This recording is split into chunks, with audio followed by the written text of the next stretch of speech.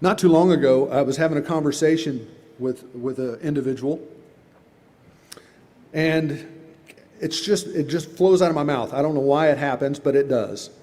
And I asked the question, well, how are you doing spiritually? And it caught him flat-footed. Well, I've never been asked that question before. What does that mean? I said, well, that's a good question. What does that mean? So I had to think now. Because I normally just ask that question, and people will say, oh, good. It's just kind of like, how are you doing, And they had to stop and they said, I'm not sure what you mean by that. And I said, well, how are you doing with your relationship with the Lord? How are you doing in your prayer life? How are you doing in reading the Bible? How is your love relationship with Jesus Christ? And they didn't have a good answer.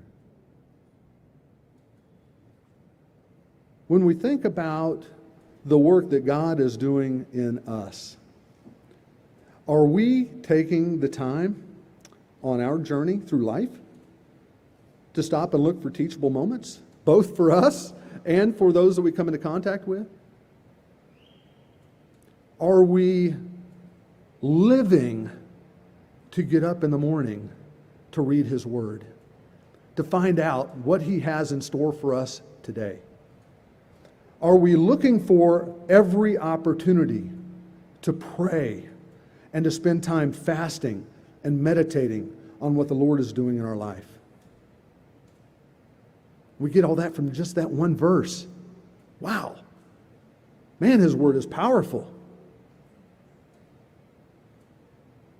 Verse 40. But Martha was distracted by all the preparations that had to be made. She came to Him and asked, Lord, don't you care that my sister has left me to do the work by myself? Tell her to help me. Now, there are some that give Martha a bad rap right here for all the whining and the complaining. But you know what? Let's look at it from a different viewpoint. Martha is just trying to offer her best to the Lord and to the disciples. Jesus didn't send an email letting Martha know, hey, Martha, on such and such day, I'm going to be arriving at your house and I expect a big spread of food. Martha didn't know He was coming. She just invited a group of at least 13 people into her house. She probably had no previous knowledge. She probably hadn't gone to the grocery store, which they probably didn't have grocery stores back then. They had maybe a little market, little farmer's market. She probably didn't buy a bunch of extra food. She probably didn't have a lot of extra food in her pantry. So now, and many of you that cook, I'm not going to say ladies, but many of you who cook have, I'm sure, been there because I've watched Dana do this. She's standing in front of the pantry saying, I think that will go with this, and that will go with this, and I think we can scrounge something together. Can anyone attest to that? It happens, I know. To make it work.